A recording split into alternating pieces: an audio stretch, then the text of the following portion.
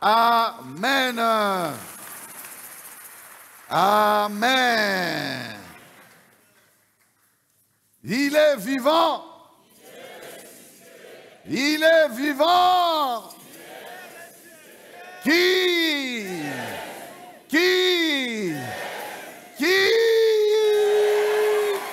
Jésus. Woo! Les ressuscités du troisième jour. Il est mort.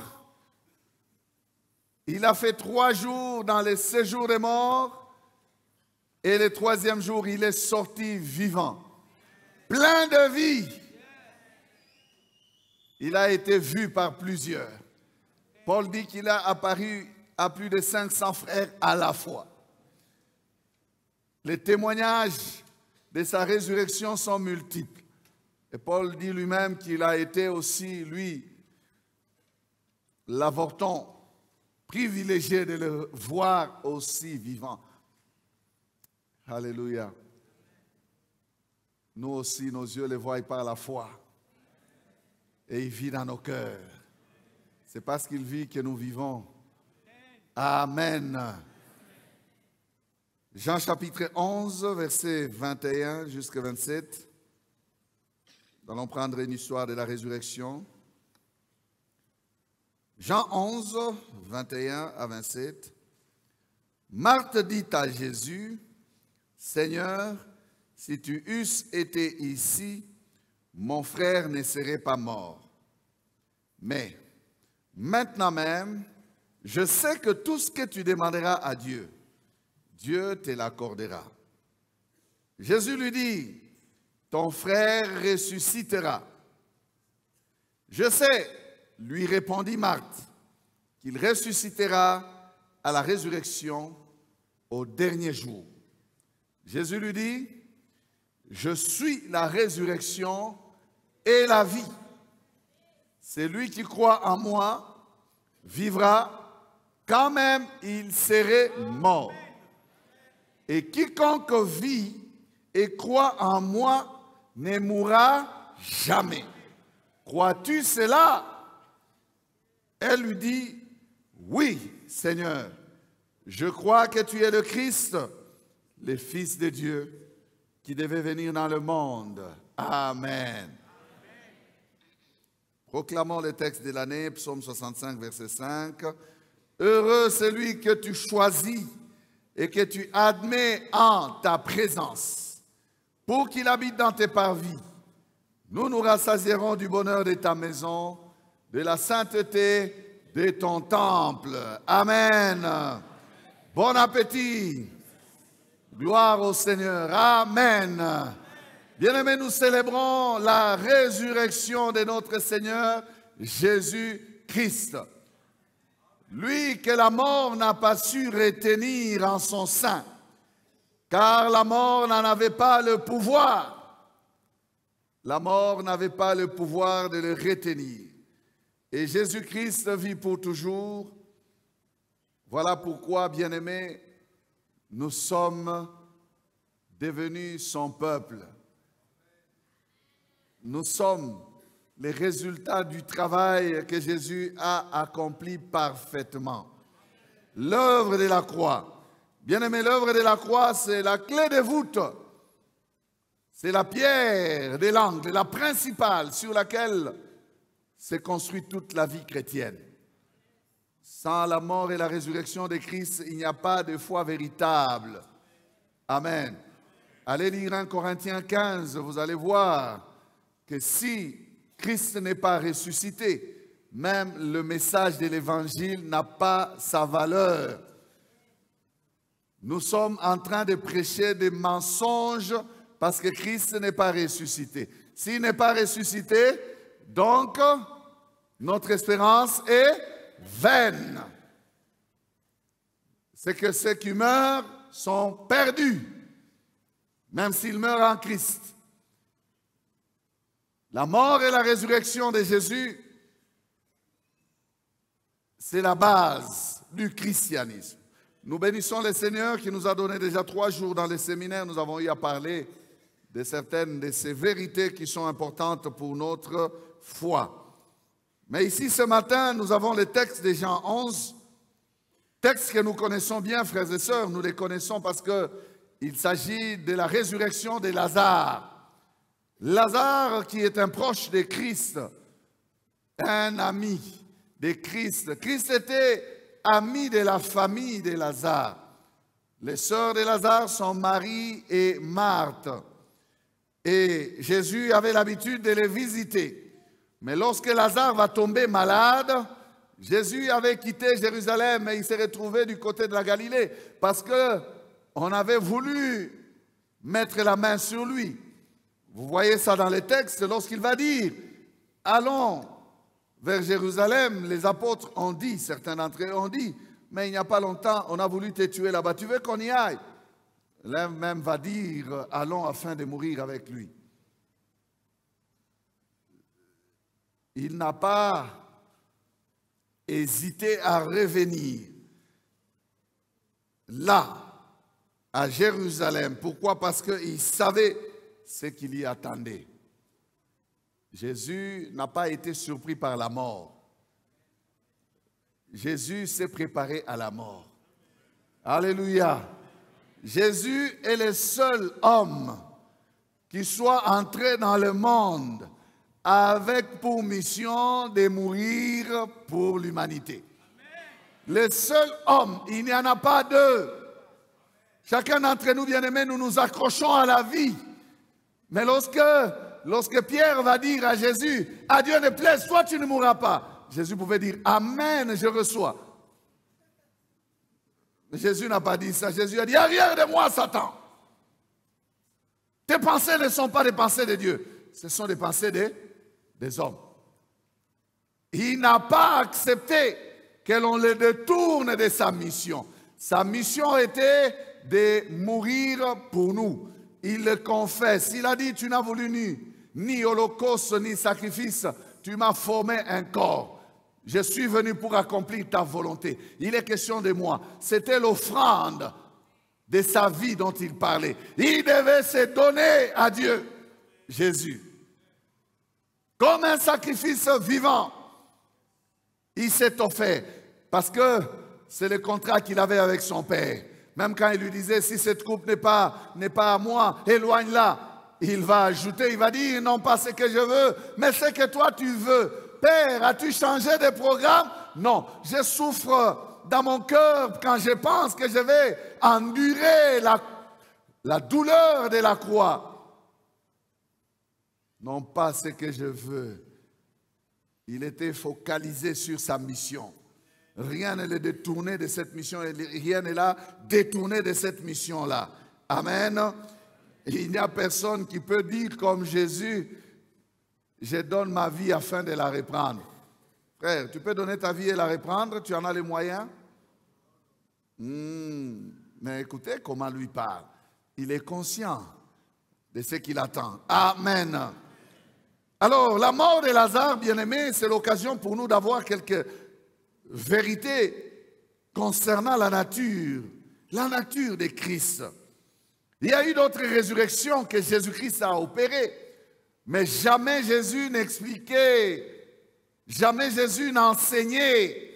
D'ailleurs, lorsqu'il a ressuscité la fille de Jairus, Jésus empêcha les parents de la fille de répandre les bruits de cette résurrection-là. Mais ils ne se maîtrisèrent pas. C'est très fort, c'était très fort pour eux. Lorsqu'il va ressusciter le fils de la veuve de Naïn, Jésus n'a rien commenté sur ces miracles-là. Il les rendit à sa mère, c'est fini. Mais eux, ils ont glorifié le Seigneur de ce qu'un grand prophète apparu parmi nous. Ils ont répandu ces bruits-là. Mais quel est l'enseignement que l'on a reçu là-bas? Aucun. C'est avec Lazare, bien-aimé, que l'on a reçu ces merveilleux enseignements qui nous servent de partage ce matin. La résurrection de Lazare nous permet, bien-aimé, d'avoir quelques paroles concernant la nature véritable du Christ. Le Saint-Esprit a voulu donc que ces miracles soient opérés pour nous instruire et mieux connaître cet homme qu'on appelle Jésus. Alléluia, Jésus. Je parle de Jésus. Ce nom t'intéresse? Jésus. Dis avec moi Jésus. Il y a des gens qui n'arrivent pas à prononcer le nom de Jésus. Ah oui, hein? Il y en a qui sont pleins d'autres noms, qui ne veulent pas prononcer ces noms. Bien-aimé, toute langue doit confesser le nom de Jésus. Toute langue doit confesser. Voilà pourquoi il faut répandre la connaissance de cet homme, l'odeur de sa connaissance, afin que toute langue confesse. Alors les deux sœurs de Lazare avaient confiance en lui. Lorsque leur frère était malade, elles ont envoyé le message. Mais Jésus n'a pas voulu venir pendant que Lazare était malade. Elles avaient raison de chercher sa présence.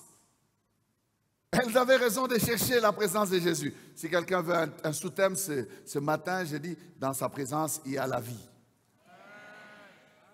Amen. Dans sa présence, il y a la vie. Ces femmes avaient raison. Et toutes les deux vont reprocher à Christ disant, si tu étais ici, notre frère ne serait pas mort. Pourquoi? C'est toi la vie, c'est toi le prince de la vie. Tu allais faire quelque chose pour qu'il reste en vie. Mais écoutez, Jésus savait ce qu'il faisait. Jésus savait ce qu'il faisait. Jésus n'a pas voulu intervenir et guérir Lazare. Jésus a laissé pourrir la situation. Il a voulu, bien-aimé, venir intervenir après la cessation de la vie de Lazare pour démontrer qui il est réellement. Et absence d'amen, absence d'amen, absence d'amen. Il a voulu laisser pourrir la situation. Bien-aimé, vous l'avez déjà entendu certainement puisque nous l'avons déjà prêché ici. La gloire que l'on a de guérir quelqu'un n'est pas égale à la gloire que l'on a de ressusciter quelqu'un. La gloire de la résurrection est plus grande. Donc Jésus était en train de compiler sa gloire. Voilà pourquoi il dira de la maladie de Lazare, cette maladie-là n'est pas à la mort, mais elle est pour la gloire de Dieu. Elle est pour la gloire de Dieu. Compilation de gloire. Alléluia. Il voulait se révéler dans sa nature véritable, pas seulement à la famille de Lazare, mais aussi à tous les Juifs qui étaient de ces côtés-là. Vous allez remarquer, bien-aimés, que la gloire de la résurrection de Lazare a amené plus de conversions à Christ que cela a même énervé les Juifs. Ils ont dit, vous ne voyez pas que tous les hommes vont à lui. Qu'est-ce qu'il nous reste? Les Romains viendront, ils vont venir, ils vont détruire notre nation et nous allons tout perdre. Et Caïphe, je crois que c'est lui, Caïphe, qui était souverain sacrificateur en ces temps-là, qui va prophétiser. C'est la Bible qui dit ça, que comme il était souverain sacrificateur, il prophétisait. Il dit, ne voyez-vous pas qu'il est dans l'intérêt de nous tous qu'un seul homme meure et que la nation soit préservée? Et la Bible dit qu'il parlait comme prophète étant souverain sacrificateur. Il annonçait la mort d'un seul pour le salut de tous. Et Jésus ne devait pas seulement mourir pour ces gens-là, mais c'est pour tous les enfants de Dieu dispersés dans le monde. Alléluia. Il devait mourir pour l'humanité entière. Lorsque Jésus était à table dans la maison de Lazare, les Juifs sont venus. La Bible dit qu'ils sont venus voir Jésus, mais surtout, ils sont venus voir Lazare qu'il avait ressuscité des morts. La gloire qu'il voulait, c'est celle-là. Alléluia. Une plus grande gloire, plus que toutes les autres résurrections d'avant. Il voulait nous enseigner, bien-aimés, une grande leçon. Alors, dans l'échange, cette portion que nous avons prise, l'échange qu'il fait avec Marthe, nous voyons comment Jésus se révèle. Marthe disait, je sais. Mais en fait, est-ce que Marthe savait réellement où l'amenait ou le conduisait Jésus ou la conduisait Jésus. Non, elle ne savait pas. Elle se précipitait juste à dire je sais. Elle a dit je sais que tout ce que tu demanderas à Dieu, Dieu te l'accordera. Jésus lui dit ton frère ressuscitera. Elle répondit vite je sais, je sais. Tu sais, oui. Elle répondit je sais. Mais qu'est-ce qu'elle dit? Qu'il ressuscitera à la résurrection au dernier jour. Savait-elle vraiment ce que Jésus voulait faire? Non, elle ne savait pas. Elle a répondu, on peut dire doctrinalement, par la connaissance qu'elle avait de la doctrine de la résurrection, qu'au dernier jour, les morts ressusciteront. Mais Jésus n'était pas venu pour que Lazare soit ressuscité au dernier jour. Non, non. Donc quand je dis qu'elle sait, elle ne sait pas tellement ce qu'il va faire. Amen. C'est Jésus qui sait. Amen. Lui savait, elle ne savait pas. Au verset 25, Jésus lui dit, c'est cette révélation-là qui m'intéresse. Je suis la résurrection et la vie. Ah, je suis la résurrection et la vie. Celui qui croit en moi vivra quand même il serait mort. Waouh, waouh. Il dit je suis. Marthe, il ne dit pas qu'il sera. Jésus ne dit pas je serai la résurrection. Non, Jésus dit je suis la résurrection et la vie. Il ne dit pas j'ai la résurrection avec moi. Hein? Il ne dit pas j'ai la vie avec moi. Non, non. Il dit je suis. Est-ce que quelqu'un est en train de me suivre très bien? Il ne dit pas j'ai la résurrection avec moi. J'ai la vie avec moi. Attention. Dans sa présence, il y a la vie. Il dit je suis la résurrection et la vie. Ça, c'est très intéressant. Je suis la résurrection et la vie. Bien-aimé, il est en train de dire, la résurrection, là, c'est moi. La vie, c'est moi. Ne la cherche pas loin. Ne la cherche pas ailleurs. Ne la cherche pas dans des choses. Ne la cherche pas dans des choses. Cherche-la à moi. Est-ce que je parle à quelqu'un? Tu cherches la résurrection, tu cherches la vie, il faut croiser Christ. Tu cherches la vie, il faut croiser Christ. Il faut croiser Christ. Tu cherches la vie, il faut croiser Christ. Dans sa présence, il y a la vie. Il ajoute au verset 26 et 27, et quiconque croit en moi, non, et quiconque vit et croit en moi, ne mourra jamais. Crois-tu cela? Elle lui dit, oui Seigneur, je crois que tu es le Christ, le Fils de Dieu qui devait venir dans le monde. C'est intéressant comme révélation. Je ne sais pas si quelqu'un est en train de se sentir encouragé ce matin par la vie. La puissance de la vie qui se dégage de Christ. Jésus se présente comme étant la résurrection et la vie. Je suis les deux seules choses qui mettent fin à la mort. Je suis les deux seules choses qui ont le pouvoir de mettre fin à la mort. Il n'y a pas autre chose qui peut mettre fin à la mort, sinon que la résurrection, sinon que la vie. Là où il y a la vie, il n'y a pas la mort. Quand la vie est là, la mort n'est pas là. Et là où intervient la résurrection, la mort disparaît.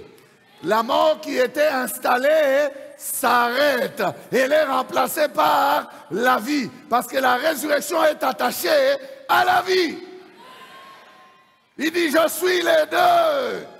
La résurrection et la vie. Et puis il ajoute, bien-aimé, quelque chose de très grand.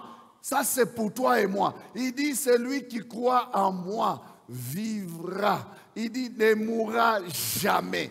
il ne mourra jamais. Il ne mourra jamais. Même s'il y aura son deuil, il ne mourra jamais. Même si on va l'enterrer et on écrit là-bas, ici repose tel, il ne mourra jamais. C'est ça qu'il faut comprendre. C'est ça qu'il faut comprendre. C'est sérieux, hein? Bien-aimé, dis à ton voisin, le christianisme, c'est sérieux, hein? Hein, c'est sérieux. C'est pas de la blague, hein?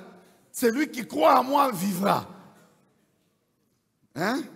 Quand même, il serait mort. Celui qui croit en moi vivra. Quand même, il serait mort. Et quiconque vit, regarde, et quiconque vit et croit en moi ne mourra jamais. Crois-tu cela? Crois-tu cela? Est-ce que tu sais que tu es immourable?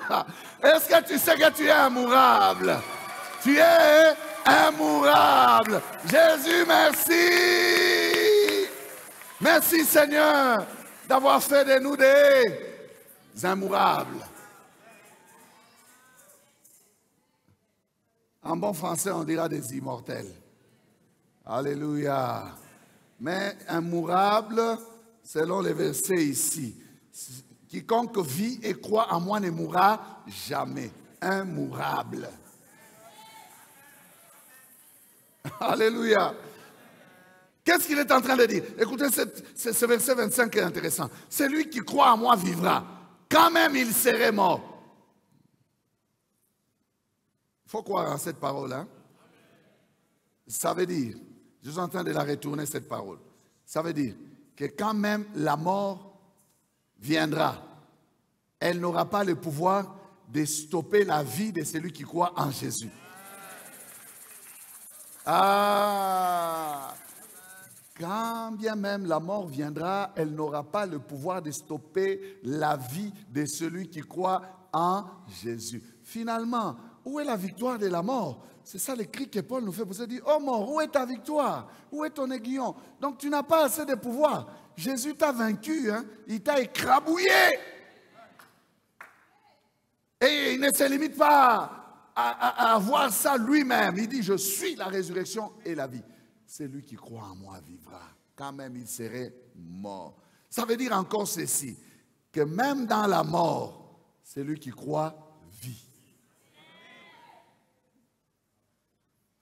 Tellement nous sommes attachés à la vie physique que nous oublions les vérités de la vie éternelle. Tellement nous les humains, nous limitons notre conception de la vie qu'à la vie présente. La vie que l'on définit par l'être et le mouvement. Hein, bouger dans un corps, manger, boire. Ce sont ces choses-là qui sont pour nous la vie. La vie, c'est plus que ces choses-là. La vie, c'est la présence d'une personne. La vie, c'est Jésus. Celui qui croit en moi vivra quand même, il serait mort. Ça veut dire que même si il est dans la mort, parce qu'il a cru, il vit. Ça veut dire encore ceci, que la vie que Jésus nous donne est une vie éternelle. Ton amen est faible.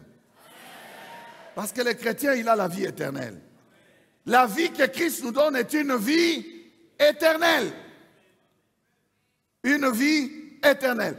Quand on dit éternel, c'est éternel. Ça veut dire que c'est une vie qui ne s'arrêtera jamais. Qui ne connaîtra point de diminution jusqu'à disparaître. Qu'à moins.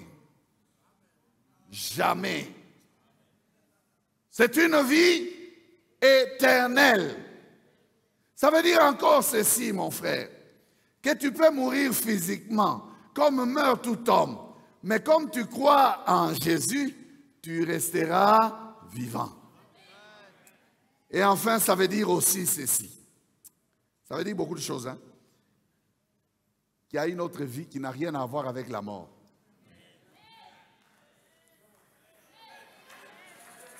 Qu'il y a une autre vie qui n'a rien à voir avec la mort. Alors ne passons pas notre temps à craindre la mort, parce que la vie ne se limite pas à la vie terrestre. Ne passons pas le temps à craindre la mort. Jésus-Christ lui-même a dit ceci: ne craignez pas ceux qui tuent les corps, mais qui n'ont pas le pouvoir de tuer l'âme. Ça veut dire qu'il y a quelque chose qui ne peut être mis à mort en nous. Il y a quelque chose.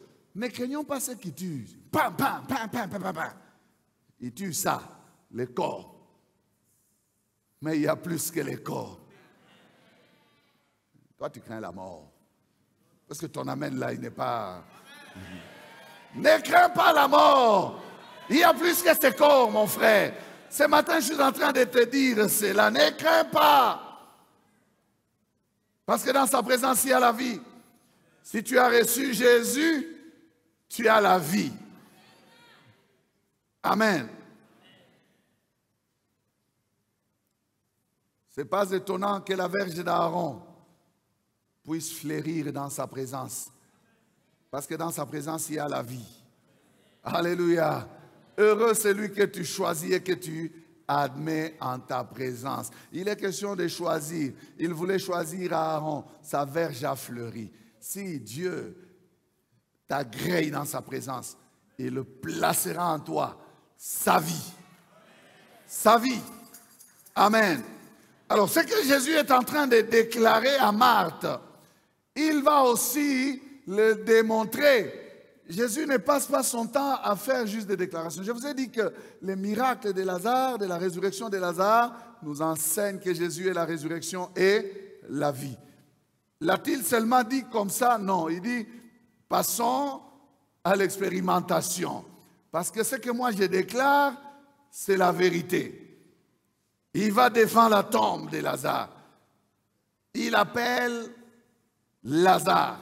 Il dit, Lazare sort. Que fait Lazare? Lazare sort. Lazare sort. Il sort mort? Non, il sort vivant. Pourquoi? Parce que la résurrection et la vie l'a appelé. C'est lui qui a le pouvoir sur la mort, la sortie de la mort. Amen. Le pouvoir, Jésus l'avait. Il a dit, comme mon Père donne la vie, le Fils aussi a le pouvoir de donner la vie. Il a le pouvoir de donner la vie à qui il veut. Écoutez, il y a certaines choses qui ne devaient pas attendre la croix pour qu'elles s'accomplissent. Parce que le Jésus d'avant la croix est toujours égal au Jésus d'après la croix.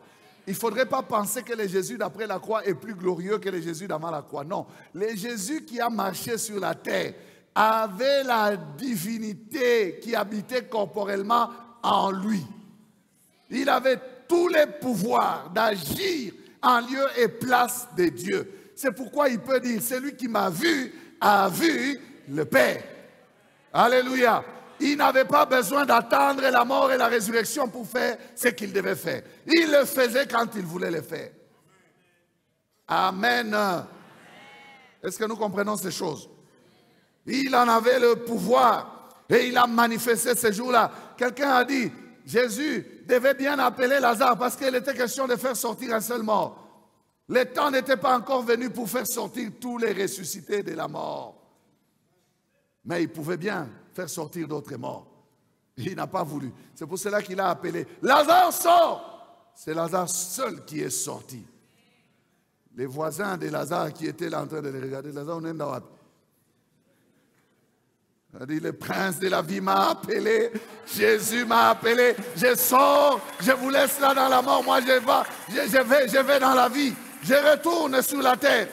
Il sortit là de la mort, vivant. Amen. Jésus est clair dans ses propos. La vie dont il nous parle, là, bien-aimé, c'est la vie éternelle. Et pour avoir cette vie éternelle, il a bien parlé, il dit, il faut croire. Il a dit, celui qui croit en moi vivra. La condition, c'est de croire, d'accepter que c'est accompli, d'accepter que c'est faisable, d'accepter que c'est pour toi, et cela sera pour toi. Amen. La vie de Christ est une vie de qualité supérieure. C'est une vie de qualité divine. Nous disons c'est la vie éternelle. Ce n'est pas seulement le fait d'exister, d'avoir le mouvement, de manger et de boire. C'est plus que cela. c'est vivre même hors du corps physique. Même quand on serait mort, c'est rester en vie, malgré la cessation de ce qu'on appelle vie dans ces corps. Amen. Voilà pourquoi l'apôtre nous enseigne que si nous espérons en Christ que pour ces temps présents, nous sommes les plus malheureux de tous les hommes. Le christianisme n'est pas une affaire que des temps présents. Lia, mela, sakana, sepela, tangozana, bomoy. Ça, ce n'est pas le christianisme. Le christianisme concerne les temps présents, mais concerne aussi l'éternité. Nous sommes dans ces corps, mais nous sommes déjà en train de vivre la vie éternelle. Ce n'est pas que nous aurons la vie éternelle. Nous avons la vie éternelle. Alléluia. Pour que lorsque la mort vient, nous rentrons dans l'éternité, bien-aimés. Il ne faudrait pas, attention, hein, il ne faudrait pas attendre. C'est pour ça que l'évangile, bien-aimé, a une urgence. Et le temps de l'évangile, c'est aujourd'hui. Aujourd'hui, si vous entendez sa voix, n'endurcissez pas votre cœur. C'est aujourd'hui. Pourquoi? Parce que celui qui remet à demain, il n'a pas le contrôle sur les paramètres de la vie. La vie physique ici ne peut que nous servir, bien-aimés, d'accéder à la vie éternelle. Cela se joue. Cela se joue pendant que nous sommes dans ce corps. Ça ne doit pas attendre après. Non. Il est réservé aux hommes de mourir une seule fois. Après quoi vient le jugement. Après, ça sera trop tard. C'est aujourd'hui le jour du salut. C'est pendant que tu es en vie dans ce corps que tu dois te rassurer que tu as la vie éternelle. Et la vie éternelle, nous l'avons en Jésus. Écoutez sa définition. Jean 17, 1 à 3. Après avoir ainsi parlé, Jésus leva les yeux au ciel et dit, Père, l'heure est venue, glorifie ton Fils, afin que ton Fils te glorifie. Selon que tu lui as donné pouvoir sur toute chair, afin qu'il accorde la vie éternelle à tous ceux que tu lui as donnés. Entendez bien, hein? C'est Jésus qui parle. Écoutez maintenant la définition. Verset 3. Or, la vie éternelle, c'est qu'ils te connaissent, toi, le seul vrai Dieu, et celui que tu as envoyé, Jésus-Christ. Amen. Est-ce qu'il parle de quelqu'un d'autre là? Est-ce qu'il parle d'un autre prophète? Est-ce qu'il parle d'une autre religion? Non, il parle de sa personne. La vie éternelle n'est pas dans une religion, elle est dans une personne. La vie éternelle, c'est qu'ils te connaissent toi, le seul Dieu vrai, et celui que tu as envoyé, Jésus-Christ. J'aime comment Jésus parle, il parle de lui-même. Jésus n'a pas honte de se présenter, bien-aimé, parce que c'est lui. C'est lui, Jésus, c'est lui. Il dit, c'est lui que tu as envoyé, n'est-ce pas? Jésus-Christ. Et c'est lui que tu as envoyé, Jésus-Christ. Le connais-tu? Si tu ne le connais pas, tu n'as pas la vie éternelle. C'est la définition de la vie éternelle. La vie éternelle, ne la cherche pas ailleurs. Elle est dans la foi et dans la connaissance du seul vrai Dieu et de celui que Dieu a envoyé, Jésus-Christ. Toi qui m'écoutes là, sur les réseaux, le connais-tu? C'est connaître le seul vrai Dieu et son envoyé. Bien-aimé, il n'y a pas de salut en un autre nom. Non, non, non, non, non. Il n'y a pas de salut en un autre nom. La vie éternelle est en Jésus-Christ seul. Croire en Jésus nous donne d'avoir cette vie en nous. Ce n'est pas que nous aurons la vie éternelle. Lorsque nous recevons Jésus, nous avons la vie éternelle en nous. Ce n'est pas une vie du futur, une vie du ciel. C'est une vie actuelle, mais qui va continuer jusqu'au ciel.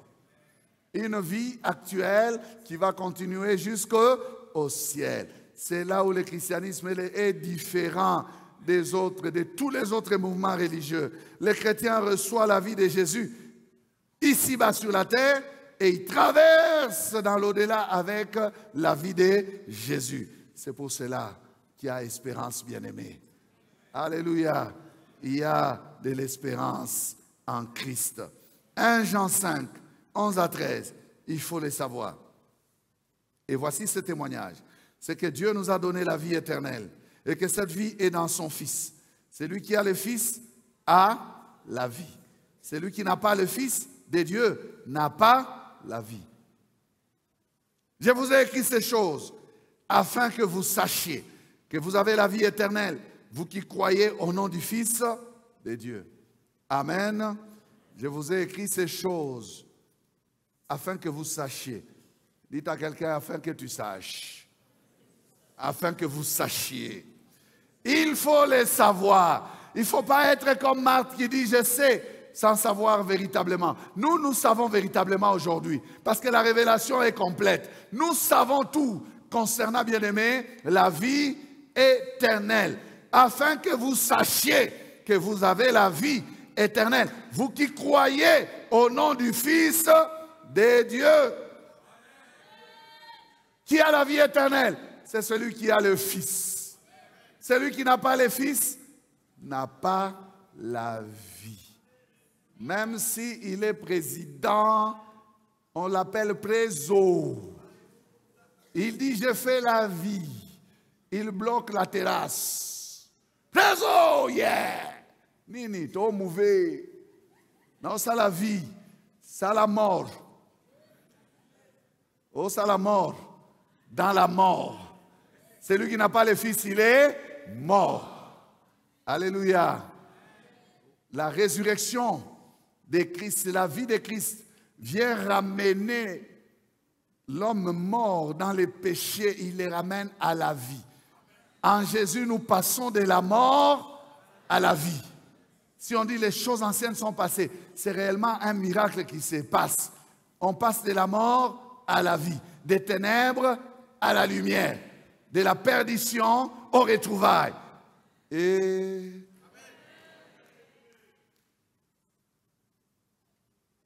alors, ils se vantent de faire la vie, mais ils sont morts. Nous avons beaucoup de cadavres ambulants, des gens qui sont morts. La vie, c'est Christ. Celui qui n'a pas le Fils n'a pas la vie. Lorsque la mort intervient dans celui qui n'a pas le Fils, la mort va le retenir dans la mort. Il ne peut plus vivre. Il va attendre la seconde mort. Même s'il va ressusciter au dernier jour pour le jugement dernier. Celui qui meurt sans Jésus ressuscitera pour être jugé et pour entrer dans la seconde mort qui est la séparation éternelle d'avec Dieu. Mais celui qui a le Fils, même s'il meurt, il a la vie. Quand Jésus-Christ, écoutez comment les choses vont se passer, on va s'arrêter puisqu'il y a la Sainte Seine. Quand Jésus-Christ va revenir, les morts en Christ ressusciteront premièrement. Ça, c'est une très bonne nouvelle. Celui qui a le Fils ne va pas attendre le jugement dernier pour ressusciter. Il va revenir à la vie à l'enlèvement. Quand la trompette va sonner, les morts en Christ sortiront premièrement.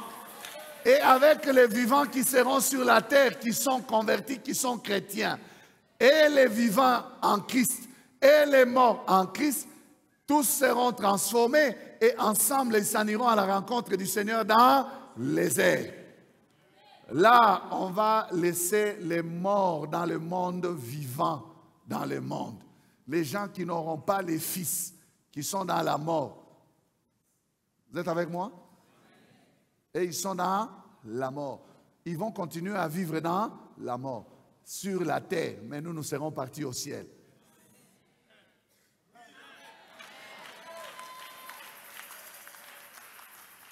C'est pour ça qu'il faut avoir les fils. Il faut avoir les fils. Parce qu'il va revenir bientôt.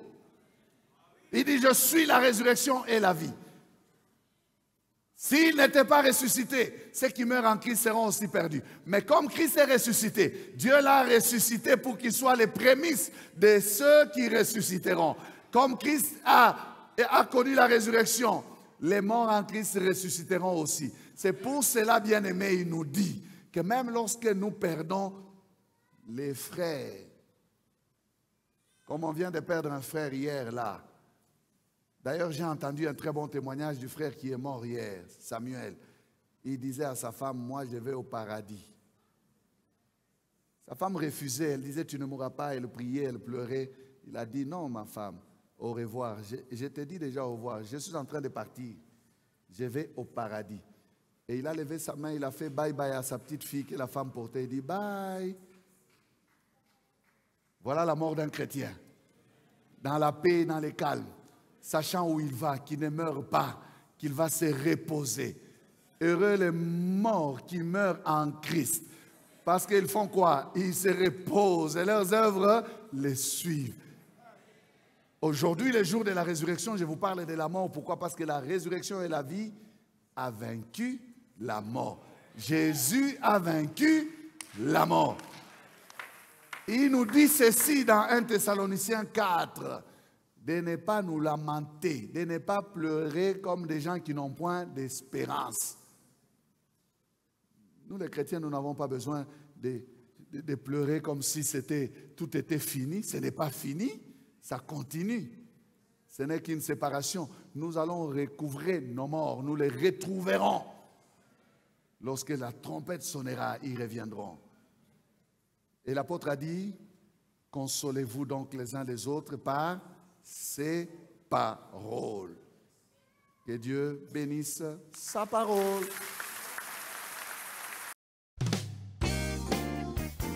Bien-aimés, nous vous remercions d'avoir suivi ce message et nous prions pour que la grâce du Seigneur continue à agir dans votre cœur et que le message puisse apporter des fruits pour lesquels Dieu l'a envoyé chez vous. Nous voulons juste vous encourager à vous qui n'avez pas encore donné votre vie à Christ, à faire cette prière avec nous maintenant et à faire cette prière avec un cœur ouvert et une décision venant de votre cœur. Vous pouvez juste prier avec nous maintenant en répétant ces paroles après moi et en disant ceci. Seigneur Jésus, je t'ouvre mon cœur, je te donne ma vie. Sois mon Seigneur et mon Sauveur. Pardonne mes péchés, Seigneur. Inscris mon nom dans ton livre de vie. Je m'abandonne à toi. Que le Saint-Esprit m'aide à te suivre et à te servir. Merci pour la nouveauté de vie et merci pour, Seigneur, au Dieu de gloire, l'obéissance à ta parole que tu crées en moi. Parce que c'est toi qui crées le vouloir et le faire. Selon ton bon plaisir. Je te dis merci. Amen. Que Dieu vous bénisse parce que vous avez pris la décision de devenir chrétien et de vous engager à suivre Jésus et à les servir. Vous pouvez nous contacter au numéro qui apparaît à l'écran et nous serons toujours disposés à répondre à vos questions, à vos préoccupations. Nous sommes là pour vous servir et nous serons aussi heureux d'avoir un temps de prière avec vous dans nos installations 6 avenue Kasavubu, Sandoa, à l'église La Parole Éternelle, ici à Lumbashi. Que Dieu vous bénisse, que sa grâce et sa paix soient dans vos maisons. Au revoir, nous vous aimons.